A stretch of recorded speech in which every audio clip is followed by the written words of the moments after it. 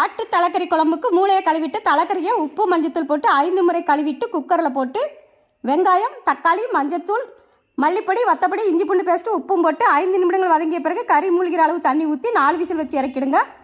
மூளை வறுக்க மஞ்சத்தூள் சீரகத்தூள் கறி மசால் தூள் மல்லித்தூள் வத்தப்பொடி உப்பு போட்டு கலந்து விட்டு கொஞ்சமாக ஆயில் விட்டு மூளையை போட்டு 3 நிமிடங்கள் வறுத்து இறக்கிடுங்க.